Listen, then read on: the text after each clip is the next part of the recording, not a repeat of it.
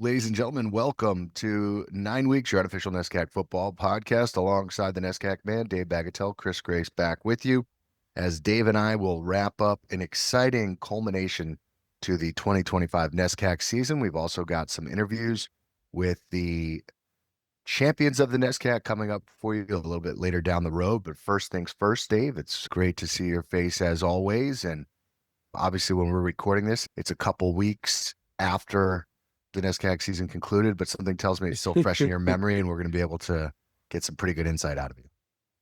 Hey, that's the best thing about being champion, because you just have the memory of a great season that'll run all winter until next season fires up, till next July, August. So yeah, it feels good. It was a great year. I'm sure we're going to talk about it. A lot of parity in the league, or more competitiveness. Yeah, I'm not absolutely. I'm not huge on that word parity, but I think the league was extremely competitive. I think, Chris, we called that week one when we had all the coaches on with all the new quarterbacks and a lot of turnover in the league. And I know we're going to talk about next year. I think it's going to be completely different next year. But this was really a year of transition in the NESCAC. And there were some surprises, right? We had, I think, Wesleyan winning the league. I think that not so much them being good. They're usually good, but being in the mix to win the league. Colby having a great season, of course, their first winning season in 20 years, 6-3. They came in, tied for third in the NESCAC, or third place in the NESCAC.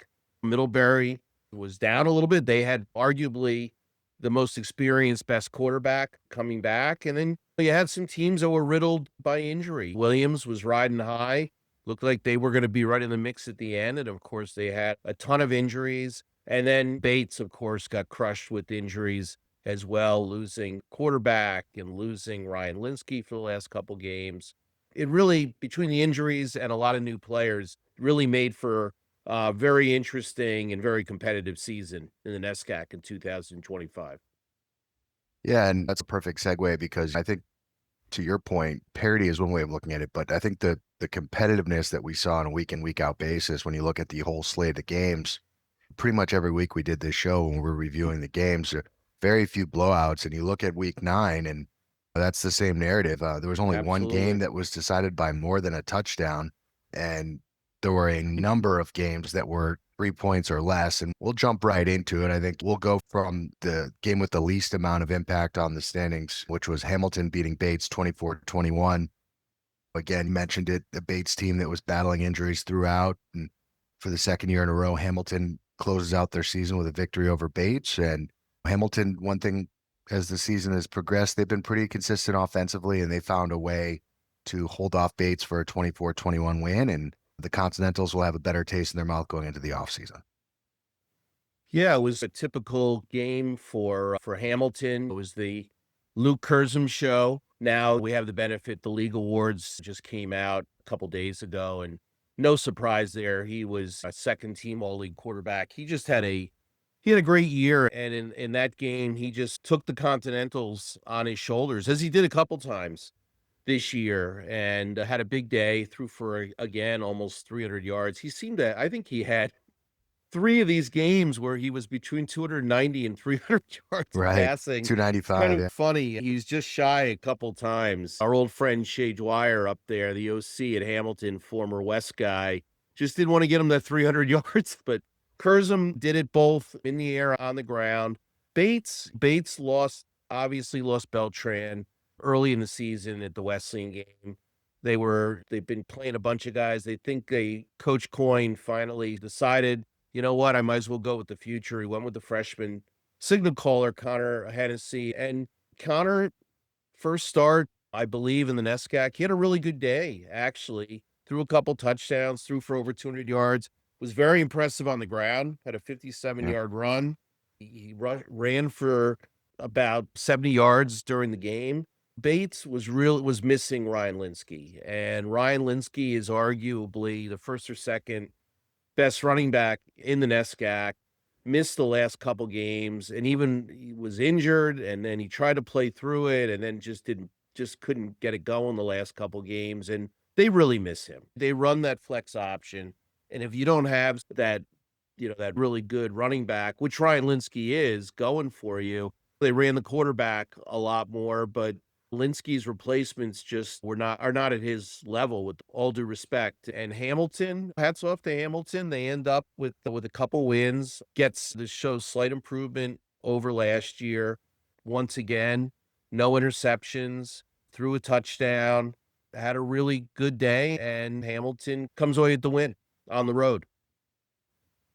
Yeah, I'm going to check my math here, but I believe Hamilton, they're one of 3 teams to improve on their win total from last year. Small margins there, but credit to the Continentals as they, again, finished the season like last year with a win over Bates. A sneaky, really important game was Middlebury and Tufts, and these are 2 teams that have a lot of talent, have a lot of good players, and have gotten better as the season has gone on. And unfortunately, I didn't get to watch much of this game, but just looking at the box score and following the score as the game went on, it seemed like it was a tremendous game, back and forth. Tufts led early, Middlebury stormed back, and then the Panthers end up winning in overtime to give them a winning record on the season and an impressive 33-30 overtime victory over Tufts. Yeah, it was a really exciting game, actually, and a very good game to watch. I actually did watch it, obviously not live, but watched it after the fact. And as you said, it was an important game. The winner finished with a winning record, and the loser didn't. And you always want to go into the following season having had a winning season. And I'm sure when we have Coach Savetti on preseason next year, he'll say that his memory of 25, it was a disappointing season. And I'm sure on the other side, Coach Manigo, because he got that win, got his 5th win, it'll feel a little bit better. Obviously, both teams have high expectations. Middlebury in particular, they've had a really good run here the last 10, 15 years, and a 5-4 year is never satisfying to them, of course, but 5-4 is a heck of a lot better than 4-5. And the kudos to the Panthers for getting it done in overtime. It was an overtime win at home, and the difference in this game was Hudson Weidman couldn't avoid the interception, threw 3 picks in this game. And despite almost 500 yards of total offense, those 3 interceptions ended up being really, really important in the game. Connor McClellan for Middlebury, obviously really talented running back. We had him on the pod a couple weeks ago. Very impressive student athlete. He had a couple touchdowns. Spoiler alert, first team all NESCAC player, definitely in the mix for Offensive Player of the Year.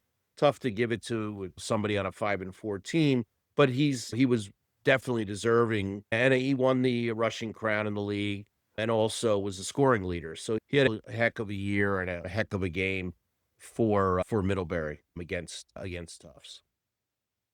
Really just, there's a lot to unpack here. McClellan obviously coming up just shy of 1,000 yards on the year, but you mentioned the 2 touchdowns.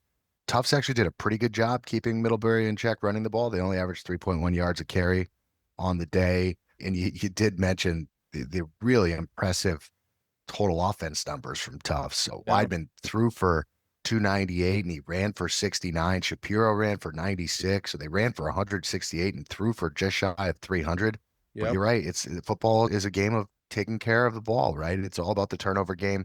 Pretty much every week when someone asks me who I think is going to win, I say, just tell me who turns the ball over less. I mean, it's cliche, but it's really quite that simple. And that comes with experience, obviously. And I think when you talk about Coach Savetti and his thoughts on the year, I think he's going to have a couple thoughts. One, disappointment probably for the record, but I also think there's going to be a level of encouragement because when you have someone who's that talented of a dual threat quarterback coming back with a lot of room on the canvas to paint, right? There's a lot of things that they can still do to get better, and they're always going to have skill players, and they've clearly found their quarterback just has to take care of the football a little bit better, which was a struggle down the stretch, but you can't fake the kind of numbers that he put up.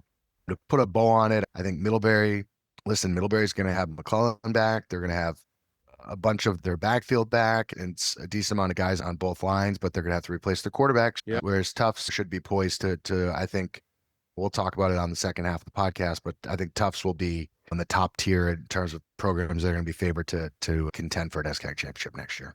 Yeah, just one last, my view on Tufts this year, it was just a roller coaster ride. Yeah. Certainly the offense looked a lot better once Hudson Weidman came back, clearly. But they, as you said, the games they turned the ball over too much were the games they definitely they didn't win. I will one word, one shout out to Vaughn Salicki, who was a guest here on the podcast over the winter, tied up the game with no time left for Tufts, and then put them up actually in overtime before Middlebury scored to win the game in overtime. I'm not sure we mentioned this game was an overtime game, but it was 33-30 overtime. Yeah, Middlebury won in overtime. But great career for Vaughn. We don't talk a lot about kickers on this show, and I think he's the only kicker we've ever had on as a guest, primarily because he's the one that was lobbying for the playoffs, right? But in any event, great career for him, and congratulations to him. Unfortunately, in a losing effort. Yeah, that's my goal for next year. There will be one kicker on the podcast, Dave. I guarantee you that. Does a punter qualify? No, nope. Place kickers only. Nope. Okay. Nope. All right. You got to score points to get on this podcast, one way or another. Sounds good. Sounds good. And yeah, excellent. And listen, I'm open to anything, but we got to set a precedent somewhere. Wasn't Vaughn is the kid that kicks at the school that never kicks? Correct. Right? Yeah, that's right. He was the kicker at the high school that never kicks field goals, but terrific arsenal of onside kicks. Absolutely. As we continue to work our way up here, the only game besides the Wesleyan Trinity game that had a level of championship implications was the Colby Bowdoin game, which was for the CBB championship.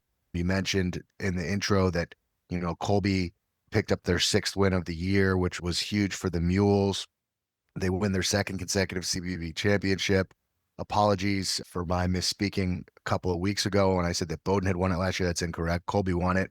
Yep. But I think previewing this game, I was being a little sarcastic when I said I like Colby 5-3 in this one. It didn't turn out 5-3, but it had some of the same vibes. It was 16-6, and Colby shut out Bowdoin through 3 quarters. Their defense, as they have for the majority of this year, was great. And listen, they figured something out late in the year going to Patrick Miller. He's taking care of the football. His numbers aren't going to wow you, but you look up, no turnovers, 92 yards through the air. He ran the ball for 58 yards and a touchdown. Most importantly, they didn't turn the ball over. And really, that was the only thing that really held back this offense all year long, was their propensity to give the ball to the other team, because their defense was always going to play, right? Their defense was always going to be there. And for Bowdoin, Soren Hummel had a tough day, turned the ball over 3 times, but I think Coach Hammer feels like a lot of coaches in this league that he's found his quarterback of the future as that narrative continues. But I think if you were going to give a team of the year in the NESCAC, I think obviously it's easy to pick the team that wins the championship, but I think Colby deserves a lot of consideration for that when you consider that they went 6-3 with victories over Trinity, over Amherst, and they win the CBB outright. So a really great season for Coach Cosgrove and for the Mules.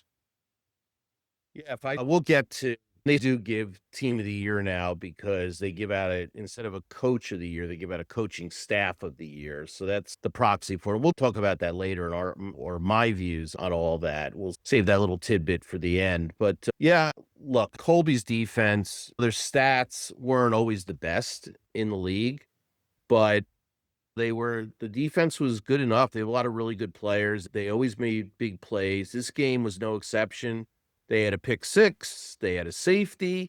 Their defense, to Chris's point with picking the score, actually did outscore the offense. And I think they did that a couple times this year, where their defense scored more points than their offense.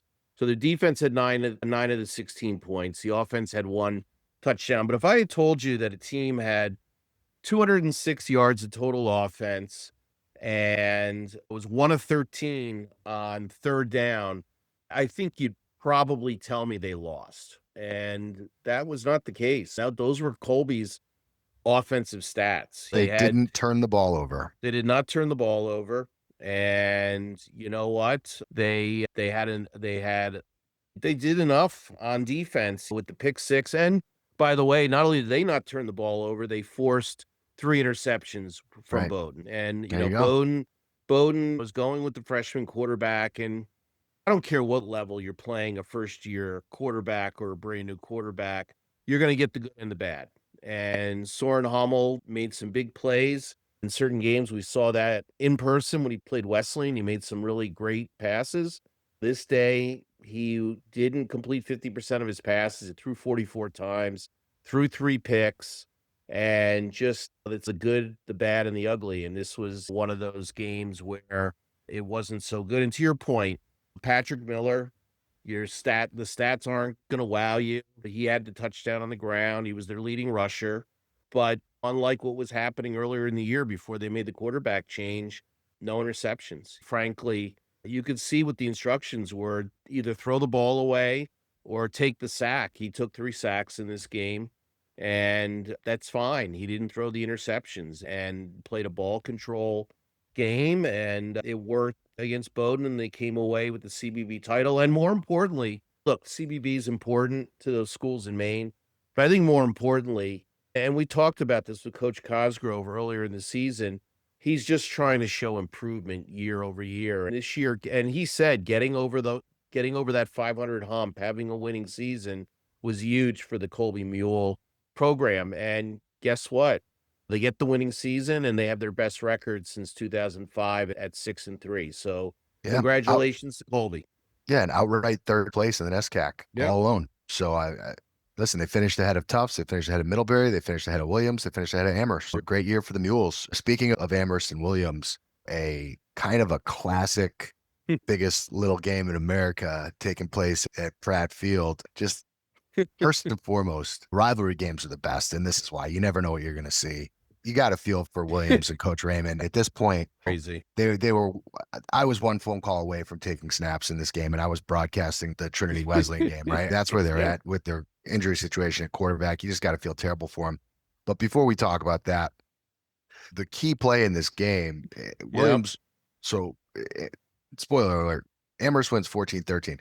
Williams scores a touchdown with 47 seconds left in the third quarter to go up 13-9.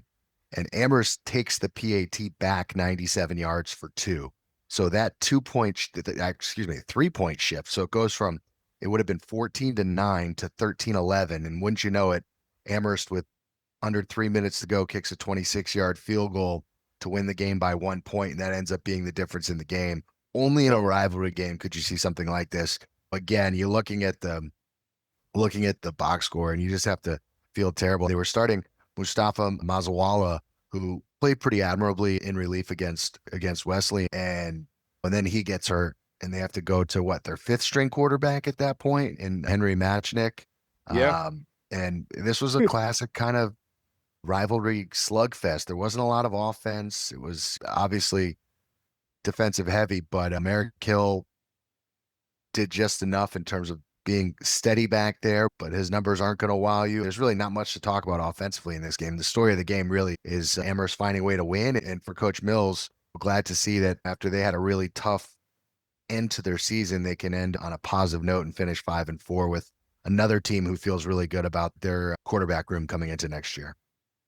Yeah, so this game, it's crazy. So Amherst wins on 4 field goals and a 2-point PAT return. That's how they get to 14. I think if you had that combination to get to 14 on your bingo card, you win. You win. Yeah. And by the way, so much for the rumor that Hudson Fulcher Melody, whose mom is the AD at Williams, is going to throw the game for Williams. That's out the window because he had 4 field goals, and I think he was NESCAC Special Teams Player of the Week, rightfully. But Chris, I want to ask you a question. So Sure. The Williams scores, they go up 13-9, right? 4-point lead. Yeah, I would not go for 2. Yeah, do you go for 2? No.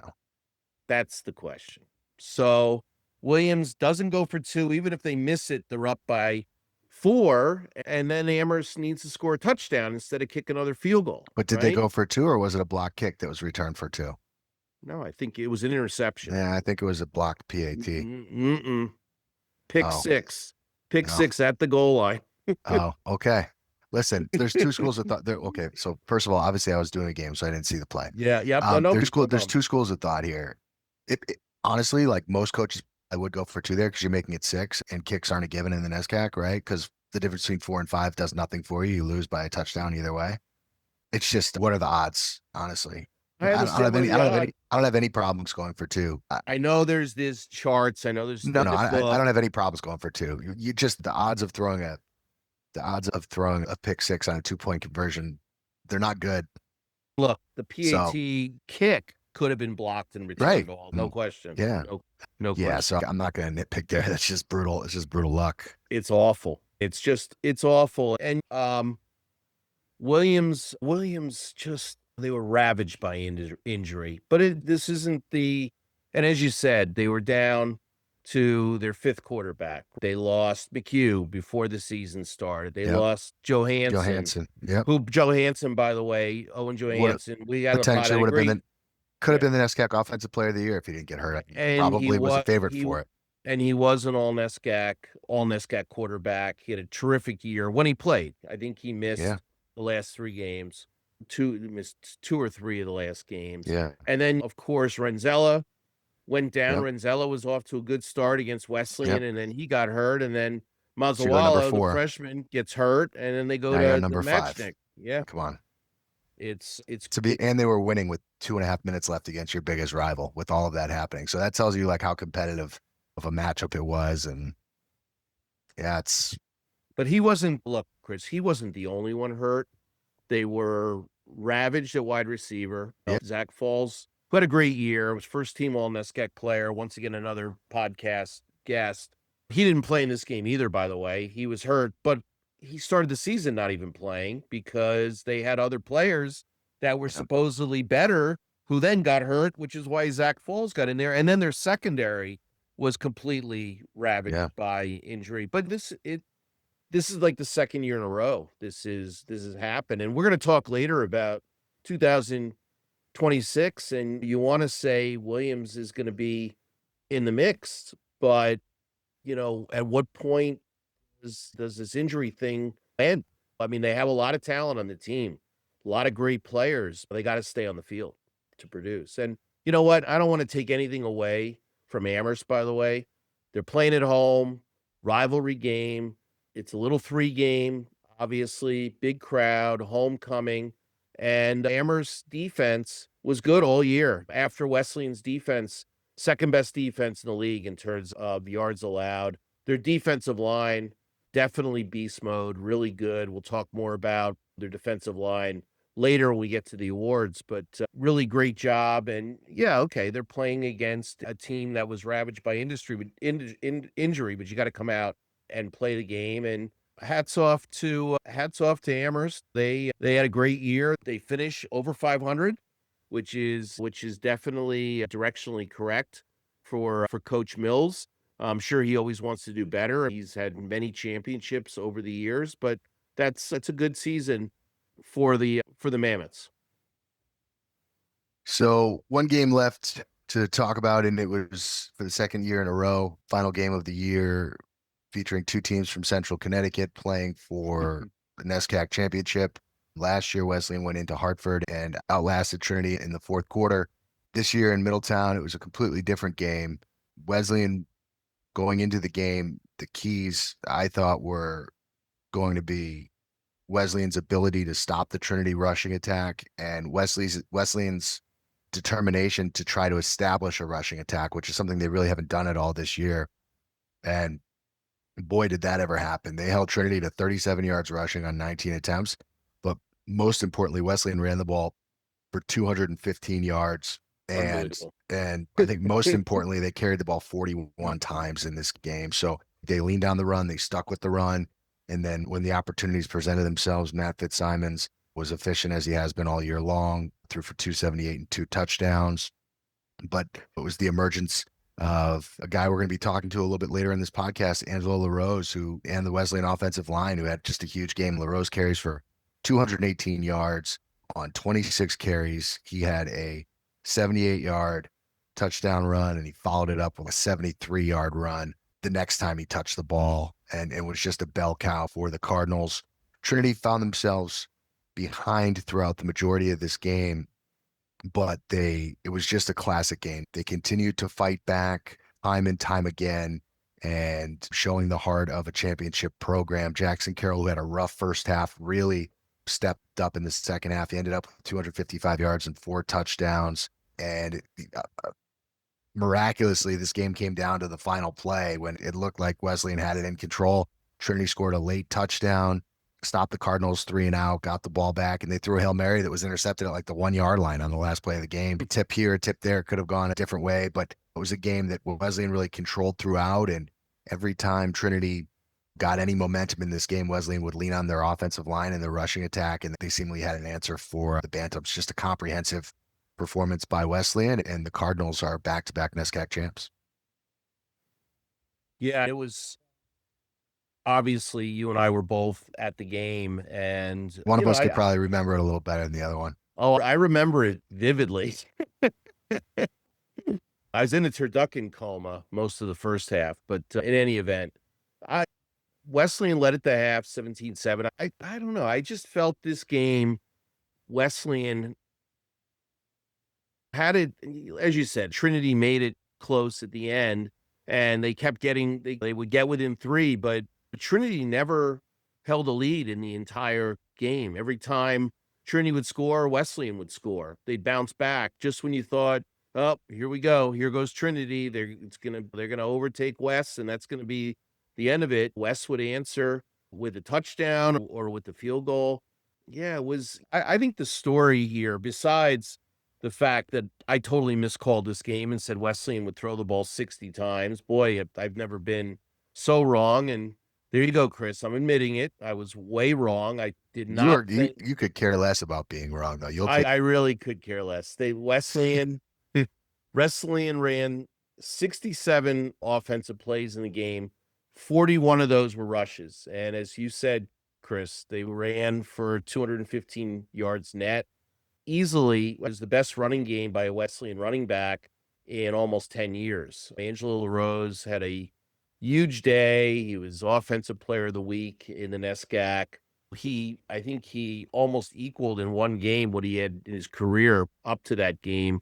Ran really hard, had 2 really long runs, and Wesleyan had almost 500 yards of total offense on a really good defense. Trinity coming in was right there with Wes in terms of rushing defense, in terms of total defense, and Wesleyan ran the ball 493 times. The offensive line, just hats off to the Wesleyan offensive line. Not only did, they ran the ball well, but okay, they gave up 3 sacks, but a lot of those were coverage sacks. And I thought the offensive line did a great job of protecting Matt Fitzsimons, and Matt threw a couple of touchdowns once again.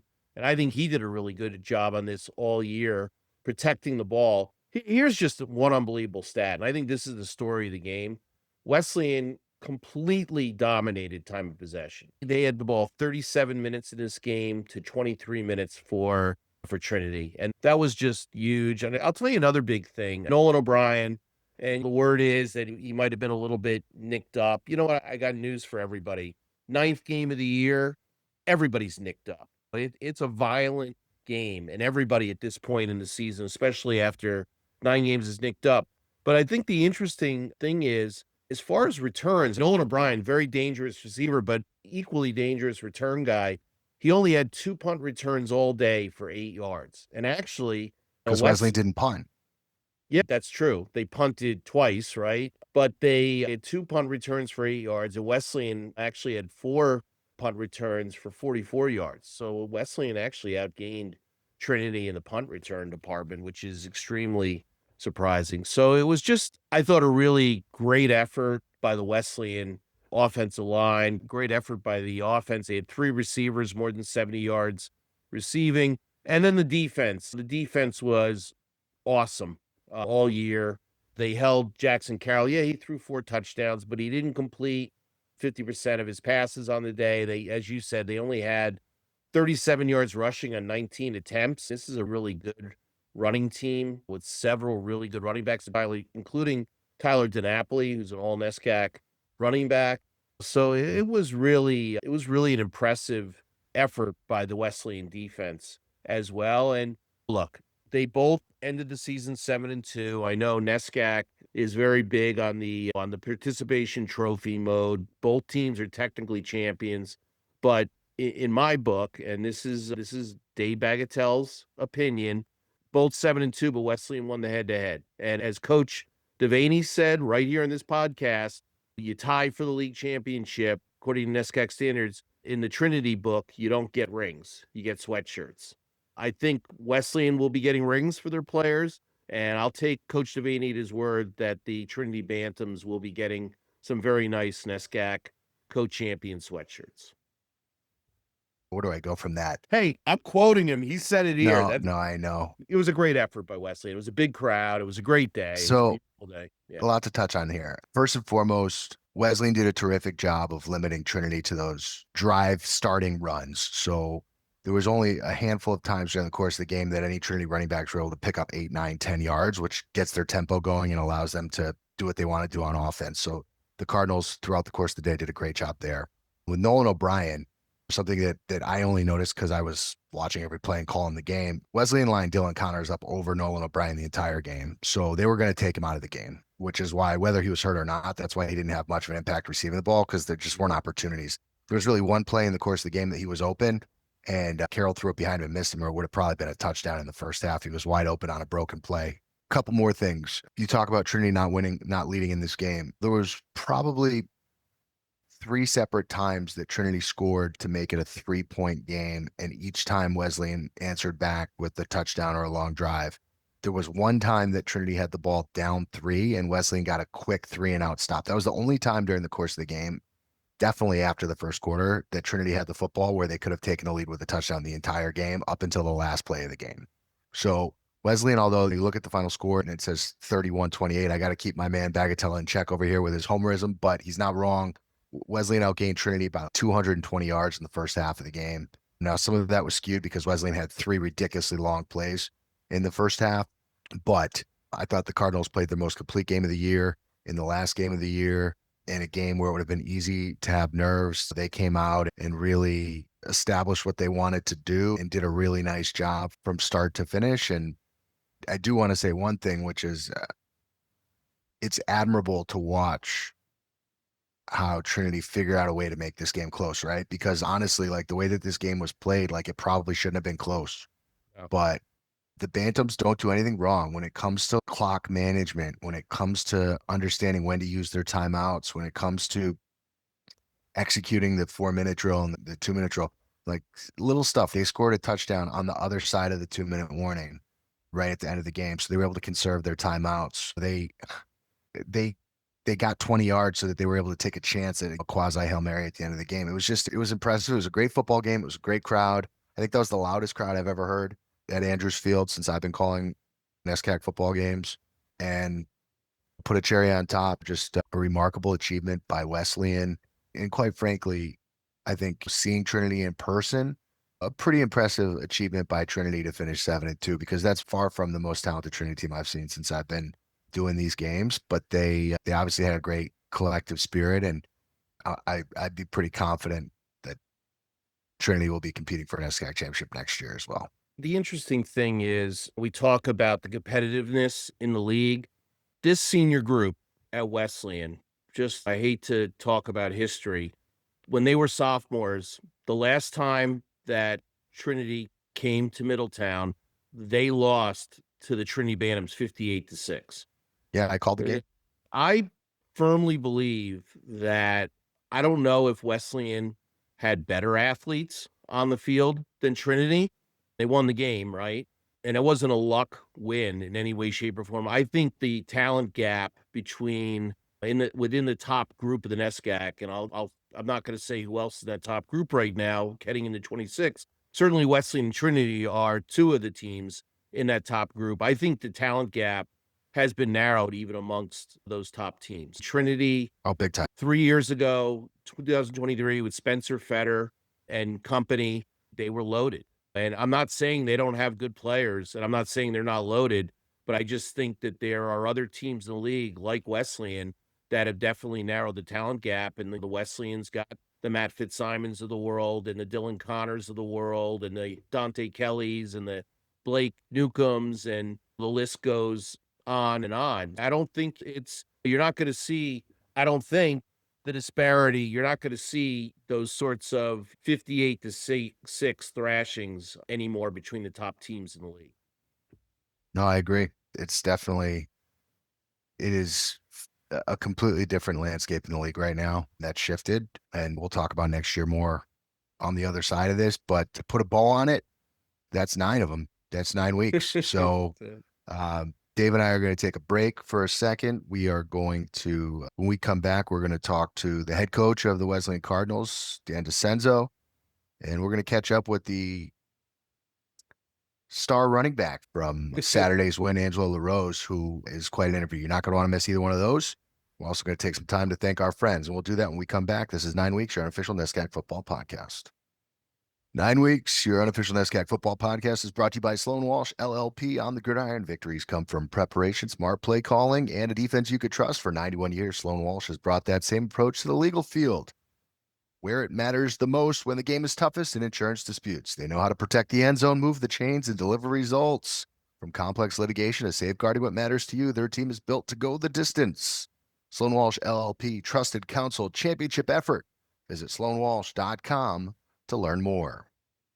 This season of 9 Weeks, your unofficial NESCAC Football Podcast, cannot be possible without a collaboration from Game Day Sports, your ultimate partner in celebrating athletic excellence. They collaborate with teams and parent groups to create memorable keepsakes for every fan and player.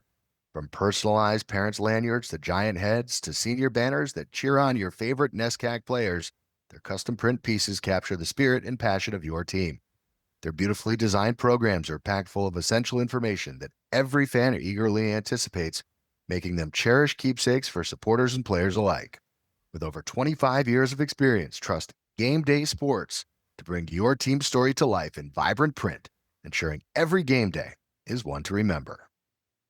Welcome back to 9 Weeks, your unofficial NESCAC Football Podcast, alongside Dave Bagatelle, Chris Grace back with you. We welcome in the reigning and defending and current NESCAC championship head coach, Dan DiCenzo from the Wesleyan Cardinals, coming off of a spectacular run at the end of the season. Little 3 victories over Amherst, a miraculous come from behind win over Williams, and then an end-to-end victory over Trinity, which I think was probably the most complete game you guys have played all year, and just a remarkable achievement. You graduate basically your entire roster, save Dylan Connors, in terms of your starting team, 7 first-team all-NESCAC guys. You're starting a new quarterback, and what do you know? You guys, you bounce right back and you show the heart of a champion. I think in many ways, this is more impressive, a lot of ways more impressive than last year's championship, as someone who witnessed it from above.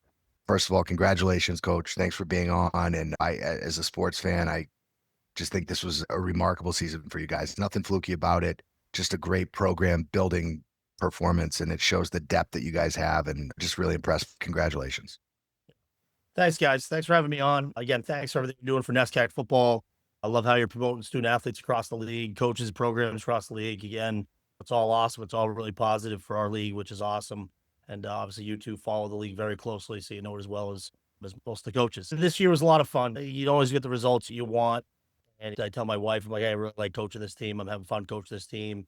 They've done everything we've asked. And again, to get the results that we got, winning our second championship in a row was awesome. We felt really good about the group we had. We know we graduated the 30 players. We graduated, like you said, the offensive defense player of the year, started a new QB. We felt like we had really strong recruiting classes in our program, and we felt like we had guys that were ready for their opportunity. And we talked to them about always being ready for when that opportunity comes, and we thought some guys did a great job. And then on top of that, we had some seniors playing for the first time. Mike Salamando at safety, AJ Morris, and Chris DiMartino at linebacker, and we felt all 3 of those kids played at an all-league level this year. They really competed hard. And again, knowing what you're doing and lining up properly and getting to where you need to be at the right time is really important on the defensive side of the ball. So again, I just thought those guys did a great job staying with us and believing in what we were doing and taking advantage of their time when it came. So I think those guys will feel really good about the performance they had this year and help us with winning the championship. So, Coach, congratulations again. This is the one time a year that Chris lets me wear actually Wesleyan gear. I hope You've worn Wesleyan gear the last 4 weeks, Dave, but that's okay. Yeah, hopefully I'll be wearing it next year, same time. But anyway, we digress. Talk a little bit about the game. Obviously, coming in, with a chance to win Yeah. championship and a lot of big plays in the game. Love to hear you walk through some of them. Yeah, I give Trinity a ton of credit. Obviously, they go up to Colby, lose the opener, and then rip 7 off in a row. Like, it's just a good league. The top to the bottom is pretty tight. Obviously, Jeff and his staff have done a great job up there. They're competing for a championship every year, and really give them credit. It's not easy to do, to win every week after that, and it's not easy to just keep impressed with them. And then this weekend's game, I felt really good going in. I thought we had a great group. I thought if we played well, we would have a great chance.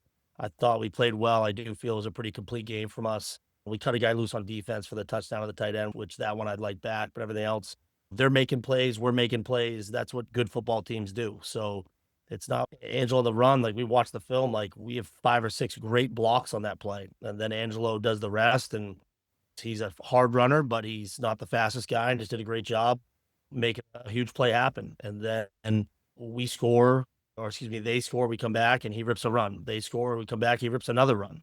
So I really answered every time we faced with that adversity. But again, I was watching our line up front. They're really competing hard against a really good front. And I think Trinity defense, our defense, are 2 of the best in the league. And I just thought our offensive line and running game really showed. And again, you can do a little bit more that last week. And I think both teams always have in that game, whether it's fakes on special teams, whether it's pass plays or run plays you didn't have during the year. You might run your quarterback more, run this guy that's injured, a little banged up a little bit more, just because there's no tomorrow with the next day. So again, I thought they had some big hits on us as far as big plays, and we had the same back to them. But it was 2 great teams, and again, in my opinion, it's been 2 of the better teams in the league for the last 4 or 5 years, and I think it's going to be a great battle going forward too. So it was an awesome football game. I'm very happy we came out on top of it, and again, really proud of our guys. I thought, and as I call the games with Coach Whalen, and nobody recognizes offensive line play better than Mike Whalen does. And we're waxing praise on Angelo, obviously, because he had a breakout game, but he was very clear in the fact that he thought that the key to this entire game was the offensive line. And it was definitely, from my perspective, it was the best game the offensive line played all year.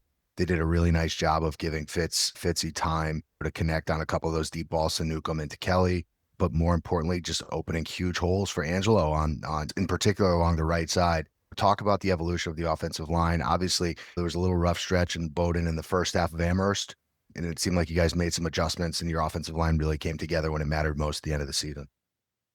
Yeah, we played primarily 7 or 8 kids all year there, a primary 7 guys with the starting 5, and then Curtis Edwards and Robbie Meno rotating in there as well. And Meno played great this weekend. They're a really good game for us to tackle. We've been banged up there. It's not something you want to publicize, but there's definitely 2 or 3 guys there. I'm sure they all are. That position is just it's a physical sport. There's 2 or 3 guys there that haven't been practicing as much as they would have liked, and have been really competing hard for us on Saturday the last few weeks. And so those guys are fighting, and they're fighting every time, but they're tough, competitive kids. And I thought our offensive line was significantly better than last year. Just competed harder. And again, I think they had a chip on their shoulder where we graduated 7 offensive linemen seniors. And I think this group was just better, more talented, and really worked at it, and really got some good players in there. We returned everyone on offense except for one of our captains, Dick Orfanos, had a great year, and we'll definitely miss him, but we reload with a lot of guys next year. So pretty exciting for us there.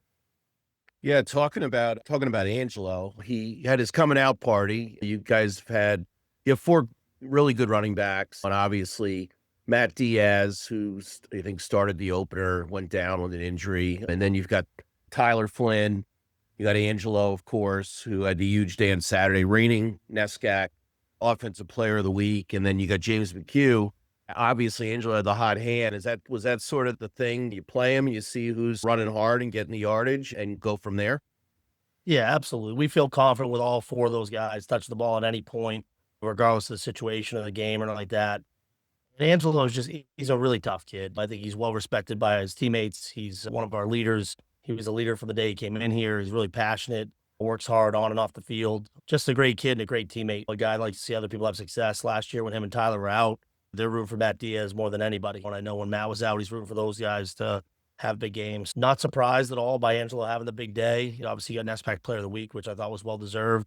But he ran hard, and I think he was delivering hits as much as he was taking them, and he definitely, we need him to step up in that game. I think he was excited for the opportunity and just did a great job.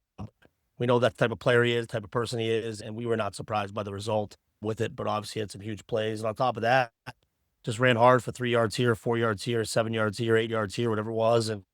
But again, I think with our pass game being as effective as it is, people are emptying the box a little bit and putting some more guys out there. And when you can run the ball like that, it really puts a real bind on the defense. Yeah, I couldn't agree more. That in particular, the touchdown on the RPO to Sam Ween was a great example. You guys did rip big runs and then you set them up and the defense just has to choose. And then in the second half, something that you haven't done that much this year, but probably to your previous point, because it was the last game of the year, you got to utilize the athleticism of your quarterback, which people look at him and they think he's a pocket passer, but he's a heck of an athlete, man. And I know Coach Whalen and I both, when we saw you guys run the 3 quarterback sneaks in a row, it was like Coach just had another child born. He was so excited by it. We loved it. And you see just how long athletic he is. It was very impressive. But I do want to shift the focus a little bit because I think something that maybe hasn't been talked about enough. You guys had 6 or 7 all-conference defensive players last year. You're completely rebuilt your linebacking core. You had a lot of experience on the defensive line, maybe not necessarily full-time starters, but guys who played a lot. Yep. You replace your linebackers and a lot of guys out of your secondary. What I was so impressed with all year is the level of one-on-one tackling from your team this year. And that doesn't just mean the linebackers. The linebackers were great. Baker, DiMartino. I'm missing guys, but AJ Moore. Exactly right. Yep. Exactly right. But in particular, when your corners had opportunities, they like to tackle too.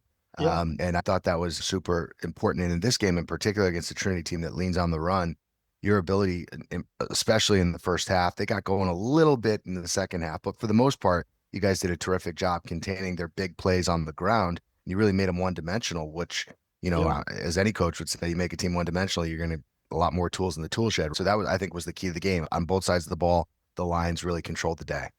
Yep. And I think on the head, we practice fundamentals a lot, and we doing tackling for the first practice all the way through to the end of the season.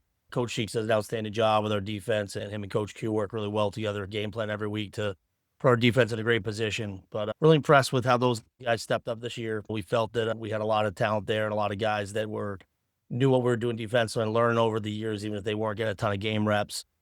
And just love to see them get their opportunities to compete, execute well. And I'm a big believer in our defense to be elite. You can have all 11 guys working together. And I thought our guys did that for a large majority of the season this year and trusted each other that, hey, if I'm a C-gap player and I'm a B-gap player, I'm going to be where I need to be and not peeking the other one. And all of a sudden it's a big player, an 8-yard gain the other way because I'm not trusting my teammates. So I thought our guys did a great job of that. But I agree with you. When we watch the film, I think we do a really good job tackling. And it's something we take a lot of pride in. Our standard for defense here has been very high for the 15 years I've been here. And I think our guys like playing in the defense. I think it's a fun system to play in, and we want to be aggressive and put a lot of stress on offenses. Trinity runs the ball really well. I thought we did a great job of stopping it and we'll be able to hold up against their offensive line, their running backs, those type of things. And they have really talented receivers too. They're a team like ours where I think people look at us, they're like, oh, you've got Blake and you've got Dante. Then we got Sammy Ween, and he's pretty good too, and he's only a sophomore. And his development from freshman year to sophomore year has been huge. But kind of the run and fits, again, another guy that's, we're not publicizing it, but he's been a little banged up. So we're not trying to run him much. And obviously this week he's like, coach, whatever you need here with this one. He's calling his own number when he pulls it on those RPOs, but he knows that's the read. And he's, I got to do it because I'm going to be able to get us 6, 8, 10 yards. Perfectly timed the first time he pulled it. It was the time of the game, man. That was, to me, another one of the plays of the game. That was perfect. We're during the year, he'll do it. He's banged up for 2 or 3 weeks. It's like he doesn't really want to do it at those times. But again, I just thought he did a great job. But I think Matt is a really tough kid. I think he's a great competitor. I think he's really talented. And I think he's got an extremely bright future. So we're really excited he's with us. Yeah, we'll talk a little bit about that for a second. Last year, you had obviously the offensive and defensive player in the year in Ben Carbo and Chase Wilson. This year, you're going to have 2 players again in the mix. You're going to have Matt Fitzsimons and probably Dylan Connors, both had great years. I've never seen a team where, you have a shot in 2 years to get all 4 spots. Great year by all those guys, really. Yep. Unbelievable. I think those 2 guys you mentioned are 2 of the best guys in the league, and there's some good players obviously throughout the league, but I think those guys have a great shot at both and are obviously very well deserving. DC is just one of those guys. He just does so much. And when you know what he's doing, like we know his value, he's probably our best tackler. He can run past people's athletic. He can cover a slot receiver, then play a half field, then get in the box and take on a lineman, beat him to make a tackle in the backfield. So the kid has 2 special teams, block punts for touchdowns, 3 interception return for touchdowns in his career. He's just an impressive kid. And he blocked punts in maybe 4 games. We allowed him to do it. We don't put him back there much. of it, but he's just one of those guys that he can play. So he's special. And then again with Matt, just a great year. And again, I think our offense just kept getting stronger, and we returned Blake and Dante, Sammy Ween and Sean Cannon, and our two tight ends with Jake Stallfrank and Keith Capuano. Some really good guys that are all working together, which I think is the nicest thing with it. So I'm excited to see those guys keep getting better. I thought Keith Capuano made a huge jump this year. Jake and Dante, obviously really talented freshmen, and really excited to get those guys there. And again, I think when you're offering a great education, a program that wins, a pretty good team culture, I think our guys are excited to play here for us. And again, like we've just had we got a really good thing going here right now, and we got a great community here at Wesleyan. So been really positive, and it's a great league. It's brutal. It's a brutal league to play week in and week out because everyone's good. But again, really proud of our guys with how they battled through it all year. And when Coach, go ahead. I was Go ahead. just gonna follow up on the special teams with Dylan. When you needed a recovery on the That's where I onside was kick going. there at the end, who gets the Yeah, recovery? I mean, we put him there specifically for that reason. So he's our best player, so we put him right there where he's working both sides and the middle on our onside return.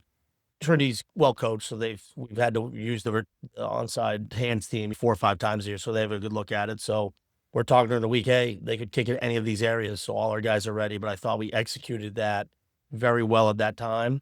I thought Trinity did a really good job saying, hey, we're going to isolate this guy and see if we can get it. But obviously, you're catering one of our best players. We felt really good with him getting it there.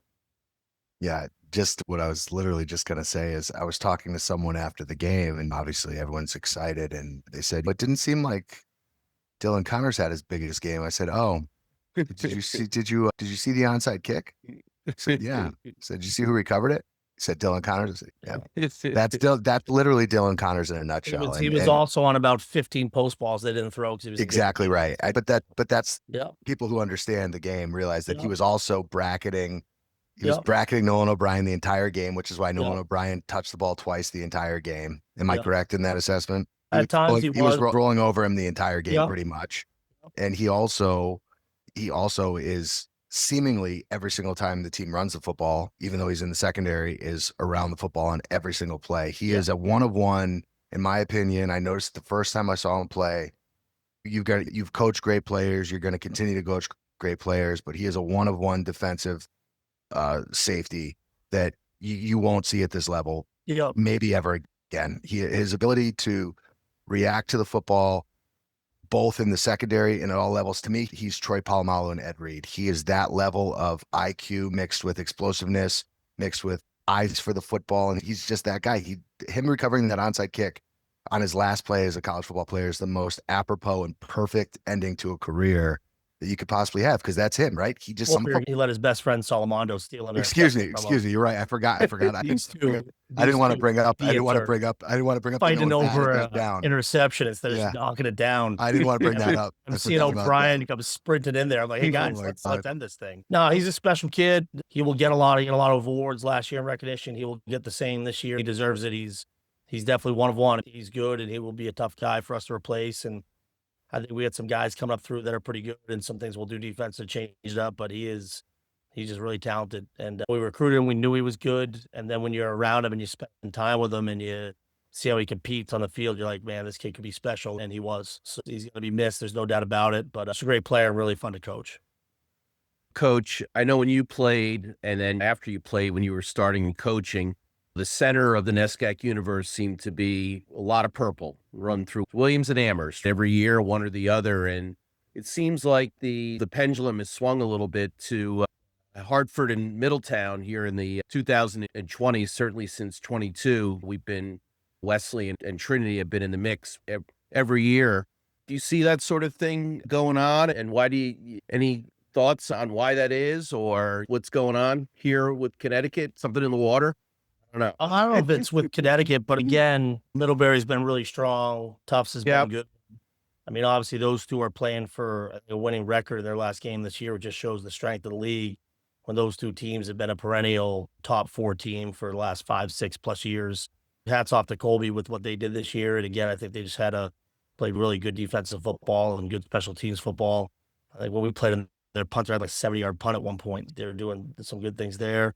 And Williams and Amherst are definitely better. They're definitely better with it. And again, I just think it's a good league. It's a grind on the sense of like the physicality of it. Again, fun league to play in with it. And I hope that we're a team that just stays at the top for a while. But it's, again, I think every year is a different year. I really like what we do here. I really like our team culture. I really like how our guys compete and work. And again, I think they're having fun with the process that it takes to get to where you want to be. I think everyone wants to win a championship, but that process is always that much fun. And I think our guys are embracing that and really putting the team first in a lot of ways. I'll leave you on this, Coach, because I know you've got some ice cream to eat and some celebrating Yeah. to do. But a profound thing, again, to bring up, Coach Whalen said in the post game of the show is that last year's championship was historic because it was unique to Wesleyan, meaning an outright championship in the way you did it. But this year's championship was the foundation of being a program. It was a program championship, meaning that it's one thing to win a one-off title. It's another thing to develop a program. And that's what you guys have done here.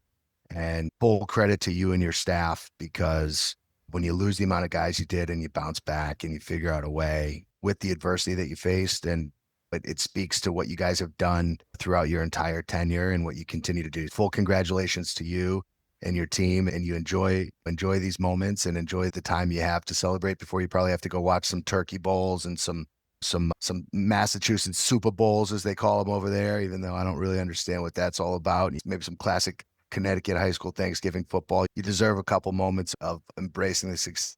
So full credit to you, and as the neutral on this podcast, but who also is perspective and seeing where you guys have started from and where you are now. It's very impressive. So full congratulations. And please enjoy these moments because they don't happen all the time. I appreciate it. And we do. And we tell our players too, you can be working hard to the next year and still enjoy what you did the past year. And the guys say you can't, you can. We did that all last year. We just had another great season. You got to enjoy it. That's why you do it. You got to enjoy those moments, and they're special moments. I love it when we travel well with our families and stuff like that. And I think we do that side of things really well with our parents' involvement with our program. And again, I want these guys to enjoy it because they only get that college experience one time. Really proud of our guys, how they compete, how they face adversity this year. And again, getting through a tough league with winning a championship at the end. And again, like you said, I think winning 2 in a row, I think we're built to really be able to compete here for the next 4 or 5 years. So we really like our classes we have, and we're working hard on this one to finish it up. And again, we're really excited about where we're at Wesleyan, and got a great staff. I can't say enough good things about them, the work they're doing year round. But again, just great men that I think are great role models for our guys. And again, players win championships, and we think we've got great players. That's our secret. Don't tell anyone. But they're doing a great job. And again, just guys that want to compete and want to win. So it's a good thing to have. Dave, I know you got lots more, Dave, but I think it's time we got to let the coach do his thing. Dice, go have a beer. All right. Thanks, guys. Have a great night. Have two or three. Appreciate everything you're doing for the NESCAC football and everything you do. So thanks for another great season. Congratulations. Of the Wesleyan Cardinals, back-to-back NESCAC champs. Spoiler alert, we're going to talk to the reigning NESCAC Player of the Week, Angelo LaRose, when we come back as we continue to recap the 2025 NESCAC season and celebrate back-to-back championships from the Wesleyan Cardinals. Back with more 9 weeks right after this. Welcome back to 9 weeks, your unofficial NESCAC Football Podcast. Along with Dave Bagatelle, we welcome in the reigning NESCAC Offensive Player of the Week. Oh boy, did the freight train get going, as this young man, I know he's been craving some food. He's been wanting to eat. He's been wanting to get that engine lathered up and get that truck moving downfield, and boy, did he ever. He waited for the last game of the year to have his best game as a Wesleyan Cardinal. Angelo LaRose on the pod, and Angelo carried the ball seemingly in perpetuity on Saturday, and over 200 yards, 215 yards on the ground, 2 incredibly long runs, and really was the difference in this game. Angelo, first of all, welcome to the podcast.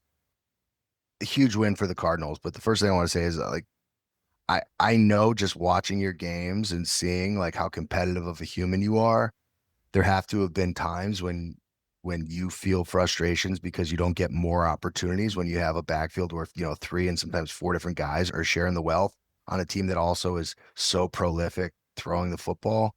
But it had to be pretty great once you got settled into that game and you saw that the holes were opening up on the right side of the line and you knew that you were going to get a chance to really show what you could do. Yeah, I'd be a liar if I told you that I didn't want that every game. But the group of running backs that we have, we are so close. Like myself, Tyler Flynn, Matt Diaz, and Jimmy McHugh, we're all like best friends off the field. We spend a lot of time with each other. we're constantly texting each other all day about like funny stuff and about like more joke. It's just, we have a great dynamic between the four of us. So like there was never any crossover or, dare I say, jealousy or anything like that. Like, we all know that we have to do what's best for the team, and whatever that is, we're all on board with it. We're all each other's best friends and biggest fans, and that's why we're so good. Yeah, it's a great, unbelievable game. I have to admit, I was trying to throw everybody last week when we were talking, previewing the game. How many passes did I say we would throw, Chris? I wrote it down, Angelo. Last week he said 50. You probably can't see it. He said 50 to 60, and I circled it because right when he said that, I said, "You're crazy." And I spent the entire pregame tailgate walking around to people and saying the key to this game is Wesleyan has to run the ball at least 30 times. So Yeah. I knew what was up, but he didn't know what was up. Or Go ahead, maybe Dave, with your- or maybe I did know.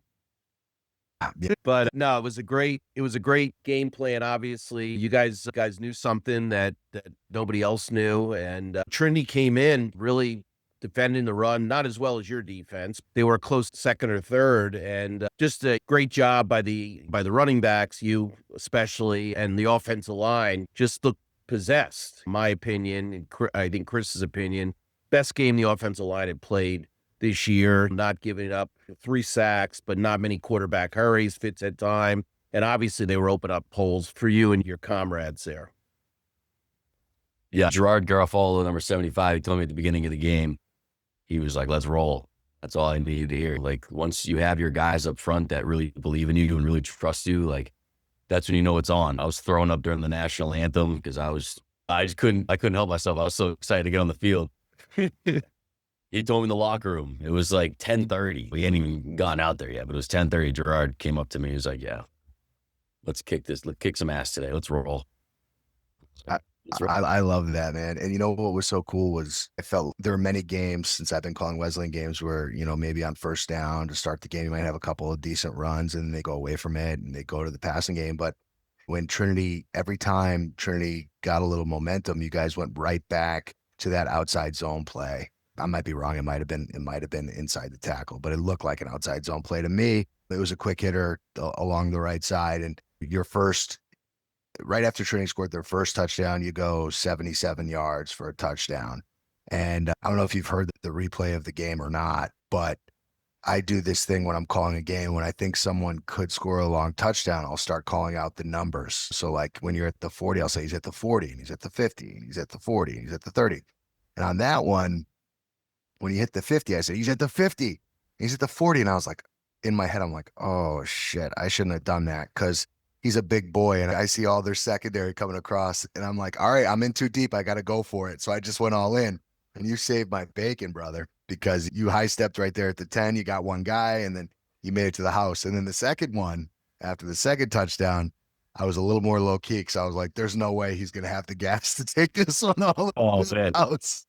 Hey, listen, no one gives me enough credit for it. I know you got speed, Yeah, but pretty they got quick. speed too. Yeah. No one's giving me credit. That second kid had a good angle. He had a good angle. I mistimed my stiff arm a little bit on that second run. I'd be lying to you if I told you I wasn't gassed after that first one. I was smoked. I loved it. And the other thing I loved is, aside from the fact it's got to be pretty nice getting like $150 on 2 carries. That got to feel pretty good. But after the second long run, when you got tackled at the 10, obviously you came out for the next play. But after you guys ran the ball in the next play, lost a little yards, you came back in and it set up the RPO play action for the touchdown to Sam Ween. Something that's been, even when you guys haven't had big running games, I think your pass blocking and your even on those 2 running back sets, your run blocking has been really important. Talk about your ability as a balanced player on an offense that throws the ball sometimes 35, 40 times a game, knowing that you might not always have games like that where you're going to be able to tote the ball 30 times for 220 yards, or whatever the numbers were. I love contact, so I take a lot of practice. And I've been used as a primarily blocking back for the length of the season. I wasn't told that I was going to get the load that I did until Friday afternoon, our walkthrough.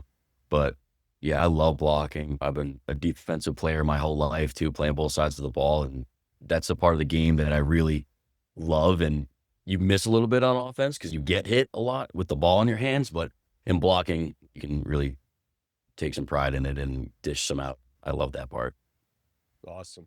We'll shift gears a little bit. We were talking a little bit before we went on about how you ended up at Wesleyan. I think our viewers would love to hear a little bit of that story, how you ended up at West. And then also I want to hear a little bit about, I mean, you are a student athlete after all. You're going obviously to a high academic school. Love to hear a little bit about your studies. What are you majoring in? What are you thinking about doing down the road when your athletic career is over?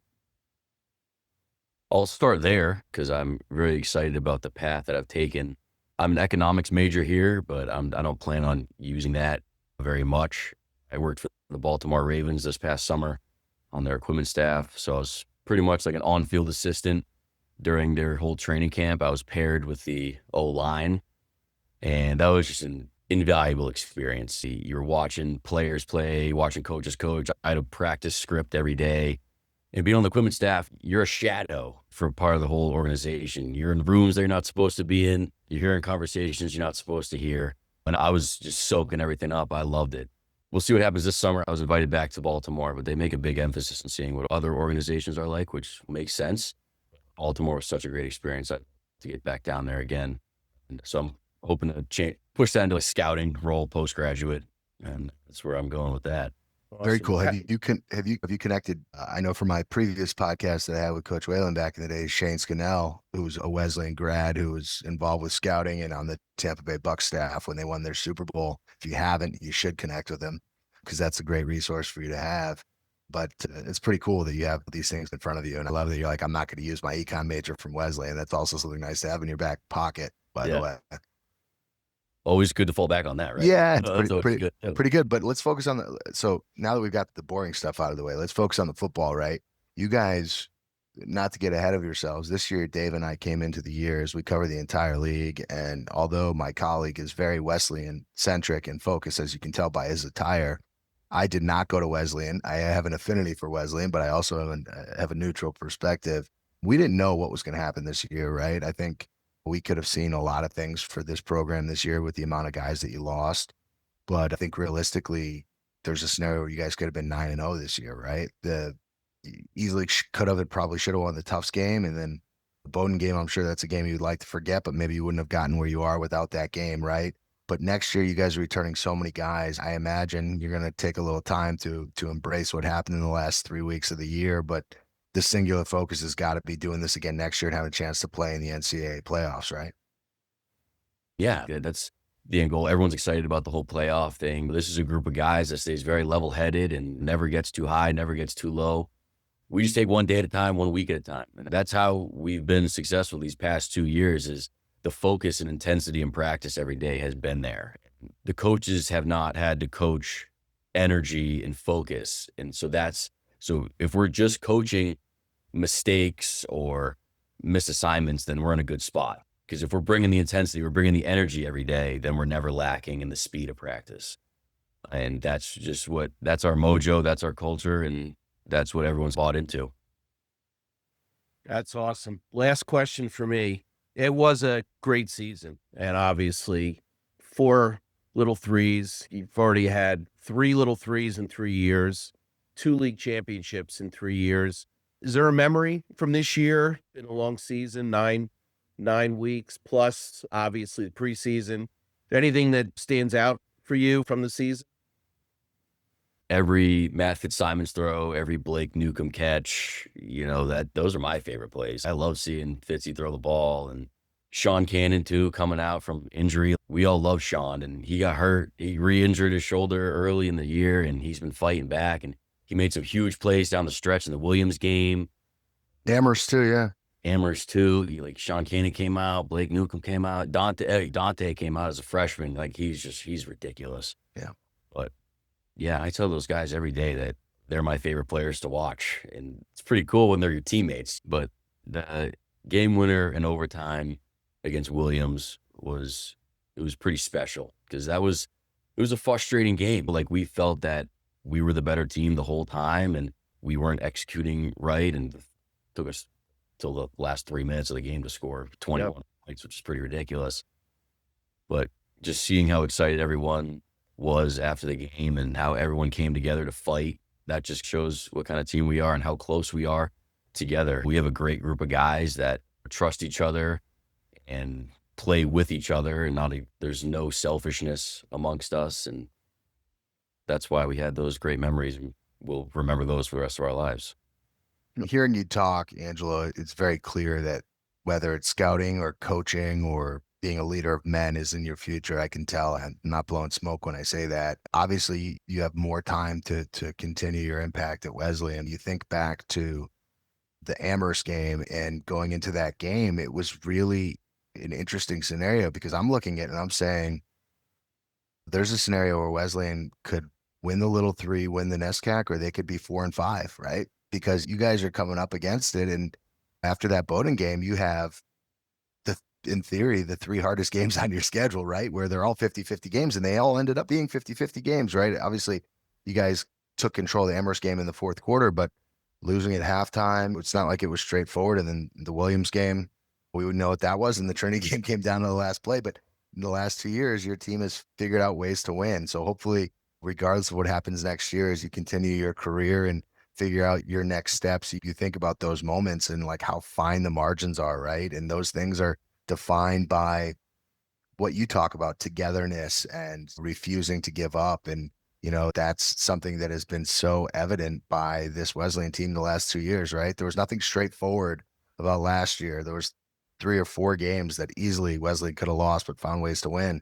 And now this year it took a little longer to get there, but the last 3 games of the year, same thing. So full credit to you and your team. And I know Dave and I will really look forward to, in particular, Dave probably won't take a day off from looking forward to every second of next year.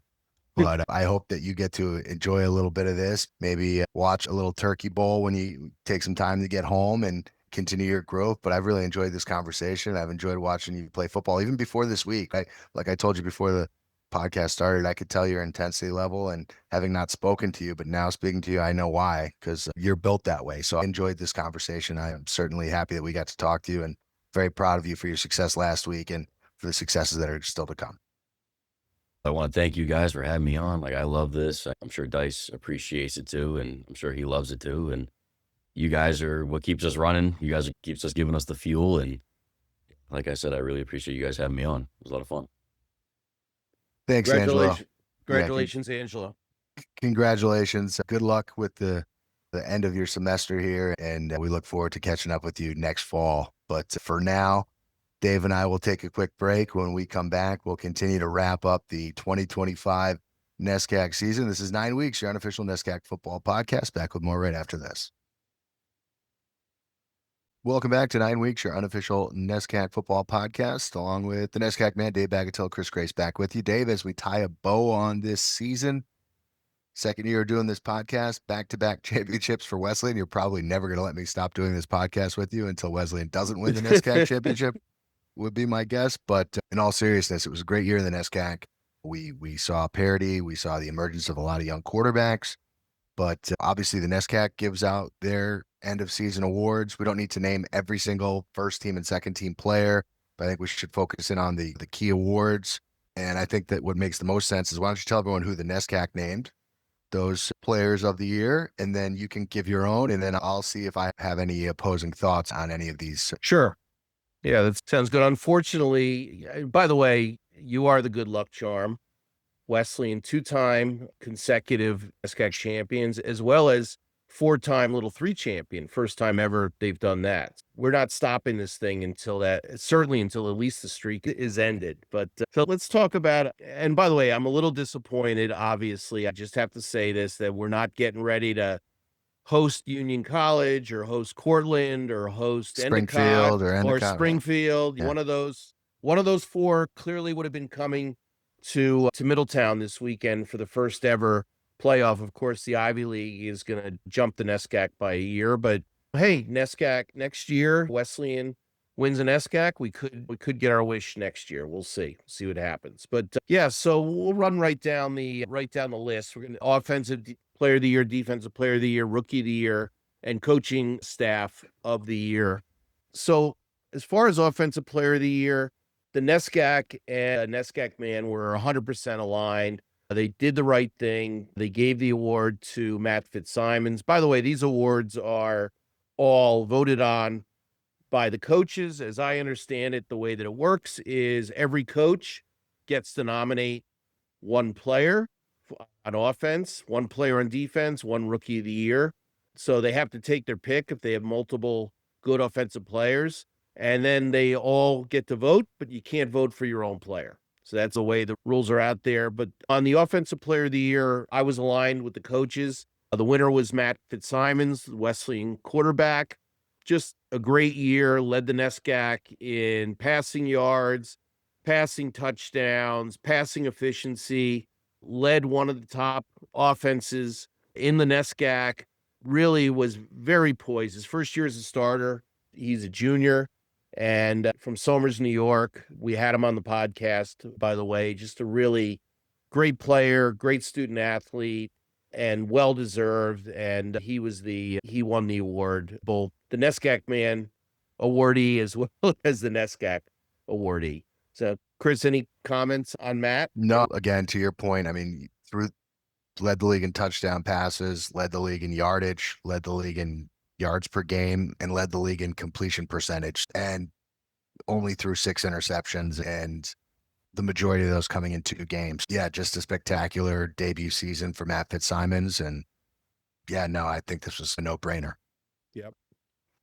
Shifting over, moving to defensive player of the year, the player that I thought should win, and actually he did win at least half the award. And he was somebody we actually talked about being in the mix at the beginning of the season. I'm not sure we talked about Matt Fitzsimons being in the mix at the beginning of the season. And by the way, Matt Fitzsimons, I have to go back to him, was one of the big reasons Wesleyan was 7-2 and won a share of the NESCAC championship. But this player also, Dylan Connors, was my pick for NESCAC Defensive Player of the Year.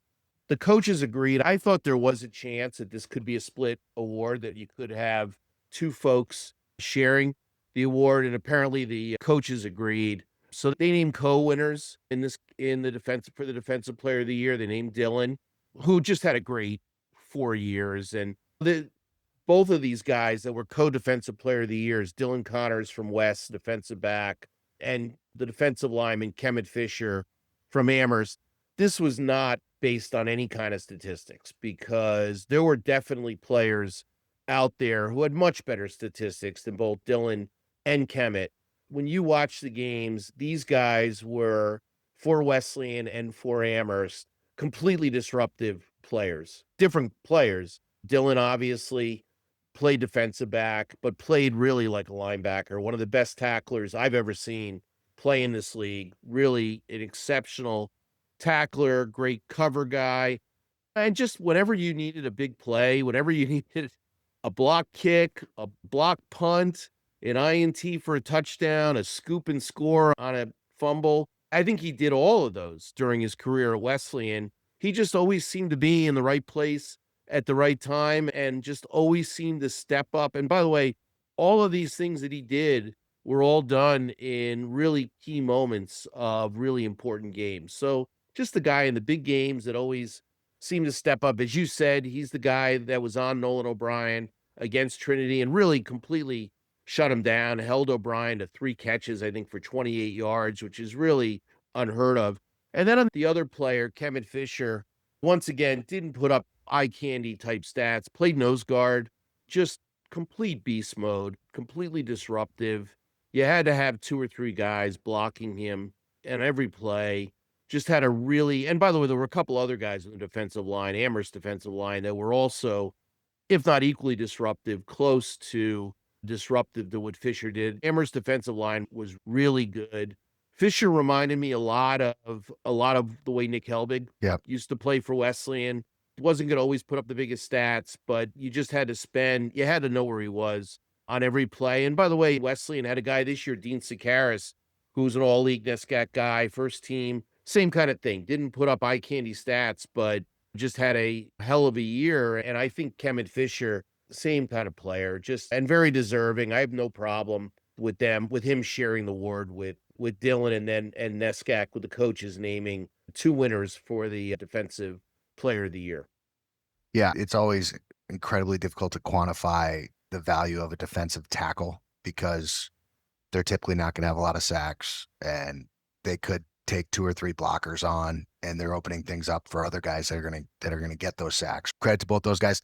I have no problem with the award. I thought Dylan Connors deserved to be Defensive Player of the Year, and only other guy I thought maybe would get a mention. I thought Angus Leary had a terrific year with 8.5 sacks for Bowdoin, but you can only give it to one, or in this case, 2 people. Look, I think the way the coaches think is, first of all, he's a sophomore. Yeah, he's but gonna I have don't. some- I I agree with that. I don't you like that line of thinking. But the other thinking is it's a team that was 2-7. That's And fine. their defense was not as highly ranked as Amherst. And you know what I think's interesting is kudos to Coach Mills for, as I said, you can nominate one player. So he nominated Fisher over guys like Harmon and some of those other defensive linemen. So that's what Coach Mills thinks of this guy. Of course.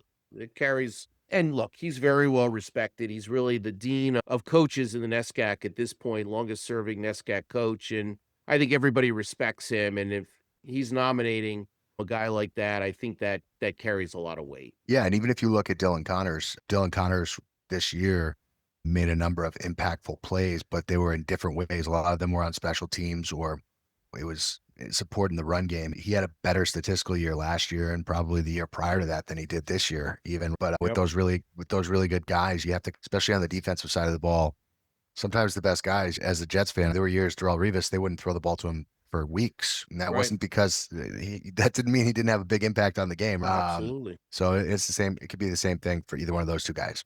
All right, let's keep it going with the awards. All right. So the next award was really a slam dunk. That's the NESCAC Rookie of the Year.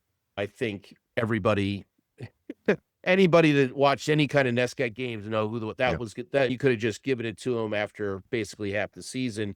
Hands down, my choice, hands down, NESCAC's choice was Dante Kelly, wide receiver for Wesleyan, was first or second in the league in catches, yards. Just, he was a difference maker. Once again, he was a guy like Nolan O'Brien. You had to account for.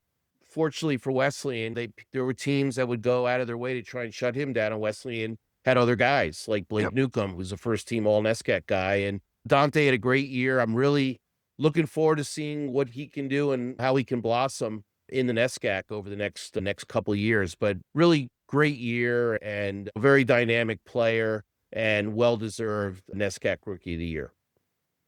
Yeah, and really from start to finish, obviously had a huge impact for Wesleyan. And you mentioned Blake Newcomb. When Kelly's numbers started to kind of level off a little bit, it was Newcomb's numbers that exploded, and that was a direct reflection to the team's bracketing Dante Kelly and trying to take him out of the game. Super impressive freshman, as talented of a freshman as I've ever seen in the NESCAC. And yeah, he stays healthy. He stays at Wesleyan for 4 years. He's going to break a lot of records because the best is yet to come for this guy, but he is an incredible talent.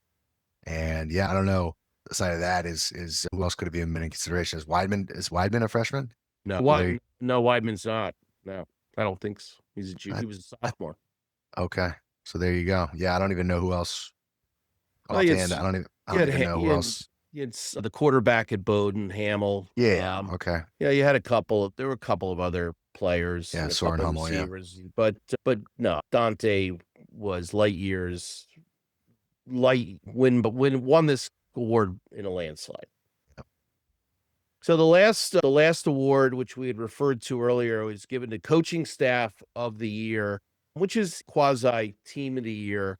I thought this was another one where NESCAC, in true NESCAC fashion, would split the baby here and give it to 2 different coaching staffs, because you could make the argument for both of them. My choice, and look, I'm extremely biased. Yeah. Okay. Thank you for saying that. But would have been to give it to Wesleyan. So who did they give it to? So they ended up giving it to Colby. I thought there was probably a good chance that, and this is not voted on by the coaches, by the way, or if it is, it might be, but it's not added up by whatever coach does the adding up that year. This year it was Wesleyan who was adding up all the points. Next year it'll be somebody else. So I think what they do is they all cast ballots, send them into league headquarters. League headquarters adds up the coach of the year. But the NESCAC gave the award to Colby. I thought it should have been Wesleyan, or really I thought it should have been a split between the 2. My thinking is, look, rebuilding year, arguably for Wesleyan. They're back-to-back, at least a share, I would say back-to-back NESCAC champions. They've won 4 Little 3 titles in a row. First time that's ever happened in program history. First time Wesleyan's won 2-time NESCACs in a row. And I just thought 7-2, an exceptional year for Wesleyan. On the other side, look, I don't want to take anything away from Colby or Coach Cosgrove and his staff. They also had a great year. As you said, they came in 3rd place in the NESCAC, their first winning season since 2005, their best record since 2005 at 6-3. They had a great year. They seemingly did it without really a whole lot of punch on offense, playing really good defense, scoring a bunch of defensive touchdowns. But they made the pretty big switch at quarterback, and they cut down on the turnovers, and it made a big difference. So 6-3, Colby. And by the way, Colby also won the CBB. I don't want to forget about that. So I thought the league would give it to both Colby and Wesleyan. Wesleyan obviously won it last year. Maybe that had something to do with why maybe more votes went over to Colby. Doesn't take away the year the Wesleyan staff had. The Wesleyan staff had a great year. Wesleyan had a great year. Nice to see the coaches get recognition, but kudos to Coach Cosgrove and Colby Mules and their coaching staff on winning the NESCAC Coaching Staff of the Year award. Yeah, it's too bad that these awards weren't out when we interviewed Coach DiCenzo, because I guarantee you if I were to ask him, he would say, I don't care about winning the coaching staff of the year. I'm much happier just winning back-to-back NESCAC championships. And typically the way these things work, maybe you win your first championship, you get coach of the year. Then after that, it's going to be the team that's most improved. That's the way coach of the year always works in every sport. Always. Dave Roberts is never going to be the NL manager of the year. The Dodgers can win 5 World Series in a row. Just won't happen. But those Brewers losing in the first round of the playoffs, they're going to get the manager of the year. So that's the way it works. But I honestly, my initial thought was Colby. That's what I thought. That's what I thought was most deserving of it. I think you talk about a team that didn't score over 20 points except for once the entire year, and they won 6 games. That's good coaching. And you talk about their turnover differential the first half of the year, and they were still floating above water. That's good coaching. Figuring out a way to make the changes when you need to, that's good coaching. And winning 6 games in a very good league. Full credit to Colby. I think Wesleyan got plenty of silverware, hardware. They'll be fine, Dave. So I know you're bummed and you want it all, but hey, look, Wesleyan for the second straight year basically swept Offensive Player of the Year, Defensive Player of the Year. Yeah, okay, they shared the Defensive Player this year. Really interesting fact: Wesleyan's won Defensive Player of the Year 4 of the last 5 years. So they're doing something right. Congratulations to Coach Sheeks, Coach Q, Coach Dice, who coaches the D-backs on defense. They're obviously doing something right at Wesleyan on the defensive side of the ball. Yeah, and with victories come accolades. Full credit to the Cardinals, and just another historic year for Wesleyan football. All right, Dave, one last thing we got to do before we wrap this up. Let's pivot and look at 2026. Obviously, we've talked about it. Playoffs are in play, so there's going to be a whole different level. Not that it matters in terms of a level of intensity. These games are going to be intense no matter what, but that 9th week of the season next year is going to feel even more important. But we've talked about that enough. We'll probably figure out a time in the off season or before next season to touch on that even more. But just a quick, way too early look at next year. I think it's a polar opposite to this year. Pretty much every team in the NESCAC, pretty much every single team is going to have a quarterback starting the year next year that they feel really confident in. And that's exciting. And a lot of the teams are going to bring back a lot of experienced and talented players. I think that starts. Let me do this because everyone's going to get sick of it. It starts with Wesleyan, okay? So let me handle the Wesleyan thing, and I'll let you talk about everybody else. Wesleyan is bringing back their entire, basically every single skill player, including their quarterback, a number of offensive linemen, a number of defensive players, save the NESCAC Defensive Player of the Year, Dylan Connors, which is a huge loss. But they will be bringing back a number of running backs, all the receivers, all their tight ends, and most importantly, their quarterback. So Wesleyan is finally poised, if things go right and they stay healthy, don't have any defectors, to be favored for 3P. I don't think that's a hot take. I think that's just what my eyes told me. Even if they would have lost to Trinity, I would have still probably said the same thing based on what they have coming back for next year. What you got for me? So I think going into this year, so it's interesting. I think you said it, polar opposite. 9 of the 10 teams, arguably, you hear certain rumblings out of Hartford, but the only team that really definitively is going to have a new starting quarterback is the team that we used to call quarterback U in the NESCAC, which is Middlebury. So that's a change because Middlebury was really, we thought coming into 2025 was on the most solid ground from a quarterback situation. And heading into 26, they're going to be the team that's going to have probably the most glaring gap at the quarterback position. So that should be interesting to watch. I think heading in, and this is way too early, we're in the midst of recruiting. We don't know if anybody enters the portal. We're assuming players are going to come back off injury. We're going to assume that nobody transfers. But based on what we see right now coming back, and by the way, as far as recruits, very few freshmen come into this league and make an impact. Yeah, there are Dante Kellys of the world, but it's an anomaly though. It's very rare. Far and few between. But it's a big leap from high school to even Division III football. To have it right now as a 3-team race going into the season. You covered Wesleyan. I would agree with that. I would put Trinity in the mix. They're always going to have talent. They're going to reload. They got to replace Nolan O'Brien. They got to replace Tyler DiNapoli, but they've got a lot of returning. They got a lot of running backs, though. They have a lot of running backs. They had a sophomore receiver, played very well against Wesleyan when Dylan was locking down Nolan O'Brien. But you know this, you need more than one guy. You can't just rely on one guy in this league. I think Trinity's going to have to find some playmakers. Be interesting to see what they do at quarterback, whether they stick with Jackson Carroll or they go somewhere else. The guy that was supposed to be their starting quarterback got injured. And Coach Devaney mentioned this on the podcast, so I'm not telling any secrets. Got injured during preseason camp. So there probably will be a little bit of a quarterback battle there. But Jackson Carroll had a great year. And if, it's Jackson Carroll again, I think they're in pretty good hands. He clearly can get it done in this league. Williams is the X factor. I'm going to go into the season and assume that they're going to be healthy and they're going to replace some of the offensive linemen they're missing.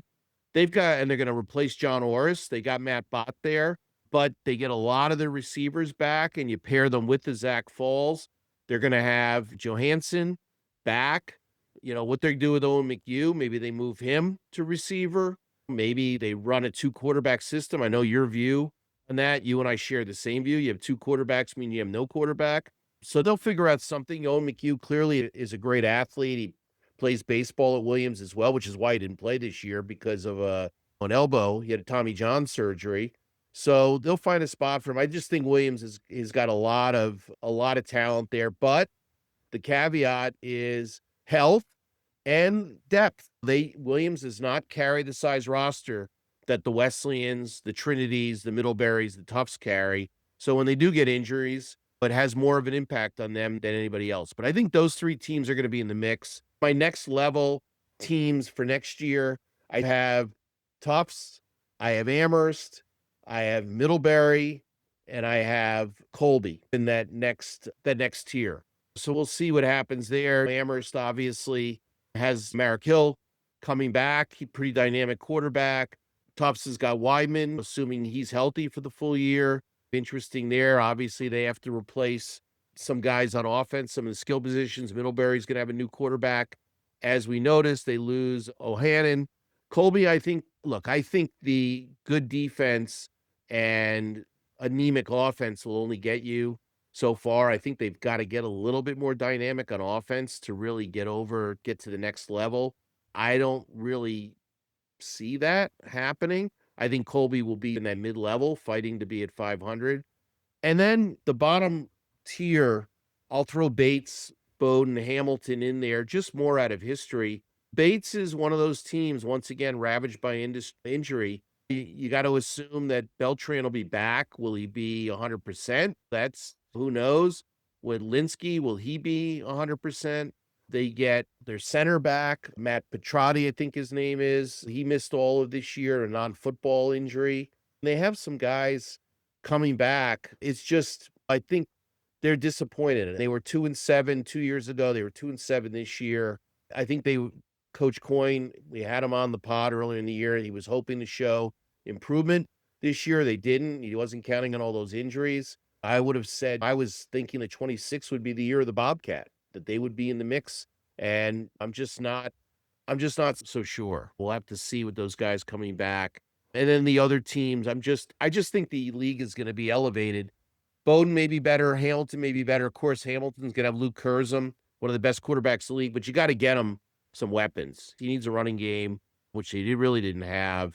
He needs some guys that can separate so he can air out the ball, go long on his passing game, and they've got to play better defense and they got to protect him. So they need some linemen. And like I was just saying, I think the level, the quality of the play in the league is going to be really elevated next year. Look, Bowdoin and Hamilton could be incrementally better, but I think the rest of the league is going to be better. And you're fighting against the rising tide of all boats, so to speak.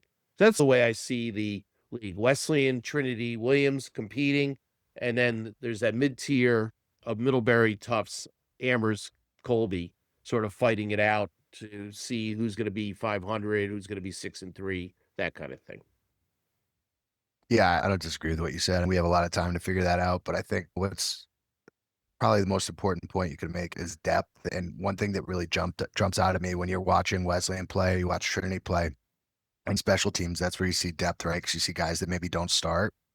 And the guys that, are returning kicks or are covering kicks are dudes on both of those teams. And they're guys that would start on just about every other team at a lot of positions. Those programs seemingly are in that not rebuilding, but reloading phase. And I think Williams and Amherst, they're top 22 or right there. But it's as the season goes on, you tend to play your rivals the last 3 or 4 weeks of the year. And that's when you need a bigger roster. So that's a challenge they have. Tufts and Middlebury are the unknowns, right? Because they've got guys. We're not 100% sure who's going to be where, but if Middlebury has a quarterback, they've got plenty coming back in the running back room.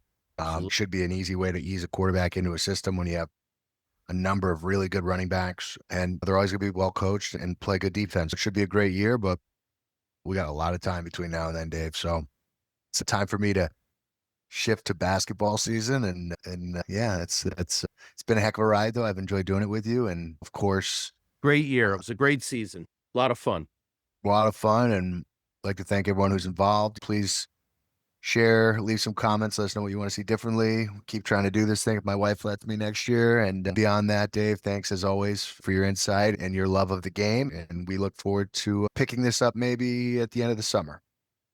Yeah, it was a great year. Obviously, we want to thank our sponsors. Really appreciate everything they do to support us. I want to thank my daughter, who did a great job as executive producer of the podcast, and want to thank all of our guests.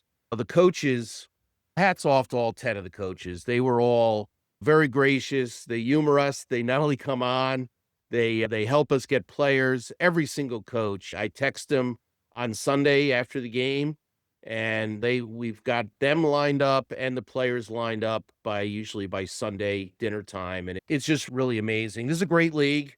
Next year, we're going to see how the NESCAC compares to the rest of the country. Really looking forward to next year. Should be really exciting. Should be a lot of fun. But no, it's been a great year. I love doing this with you. It is a lot of fun. It's a labor of love, and love it. Tailgates. We love when people come up to us and talk to us about the podcast. So please keep coming and keep asking us questions and keep talking to us about NESCAC football. We love it. By this time next year, Dave will be neutral. Doubtful. Never going to happen. For everyone involved, of course, for Dave, I'm Chris Grace. Until next time, you've been listening to 9 Weeks, your unofficial NESCAC Football Podcast. That's it for 2025. Enjoy the off season. So long, everybody. Thank you.